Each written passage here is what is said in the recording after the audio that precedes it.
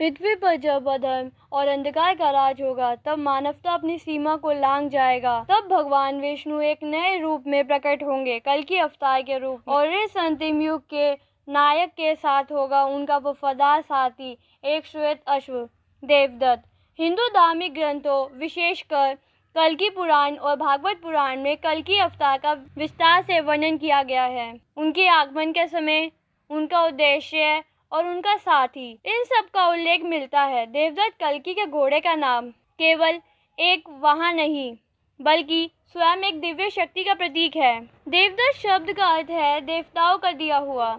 ऐसा माना जाता है कि ये घोड़ा स्वर्ग से आया है, जो केवल धर्म की स्थापना के लिए कल्कि अवतार की सेवा करेंगे। इसका रंग श्वेत सफेद है, जो शुद्धता, शांति और दिव्यता का प्रतीक है। देवदत्त की विशेषताएं केवल उसके श्वेत रंग तक ही सीमित नहीं है।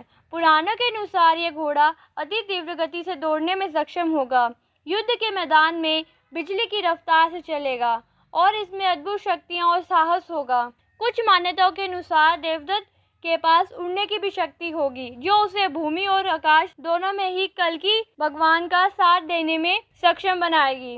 कल्कि अवतार और उनके घोड़े देवदत्त का आगमन केवल अंत का नहीं, बल्कि एक नए युग के आरंभ का संकेत है। ये प्रतीक है कि जब बुराई अपनी चरम सीमा पर पहुंचती है, तब दिव्य शक्ति उसका अंत करने के लिए अवश्य आती है। देवदत्त उस दिव्य शक्ति का एक हिस्सा है जो धर्म की रक्षा और सत्य की पुनः स्थापना में महत्वपूर्ण भूमिका निभाएगा। तो ये थी कल्कि अवतार के दिव्य घोड़े देवदत्त की कहानी। एक ऐसा साथी जो न केवल युद्ध के मैदान में, बल्कि धर्म की स्थापना के हर कदम पर भगवान कल्कि के साथ रहेंगे।